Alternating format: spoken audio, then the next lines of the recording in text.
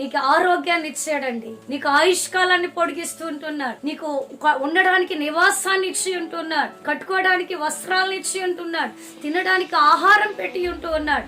అందుని బట్టి యేసయ్యకి నువ్వు కృతజ్ఞతాస్తుతులను చెల్లించాలి. ఈ రోజు ఆయన నీతోనే మాట్లాడుతున్నారు, ఈ రోజు ఆయన నిన్నే దర్శిస్తూ ఉంటూ ఉన్నారు. దేవుని యొక్క వాక్యం సెలవిస్తూ ఉంటున్నారు. కీర్తనలు 133:1 భక్తుడు మాట్లాడుతూ ఉంటున్నాడు, నా పూర్ణ హృదయముతో నేను దేవునికి కృతజ్ఞతాస్తుతులను చెల్లించేదని అంటూ ఉన్నాడు. నువ్వు దేవుని సన్నిధిలోనికి వచ్చినప్పుడు పెదాలతో యేసయ్యకి కృతజ్ఞతాస్తుతులు చెల్లించే అలాంటి అనుభవంలోనికి మనం ఉండకూడదు. నీ పూర్ణ బలంతో, పూర్ణ శక్తితో, పూర్ణ వివేకముతో యేసయ్యకి కృతజ్ఞతాస్తుతులు చెల్లించగలిగినటువంటి అనుభవంలో నువ్వు ఉండిన ఎడల ప్రతి కార్యంలో గొప్ప విజయాన్ని నువ్వు పొందుకోగలవు.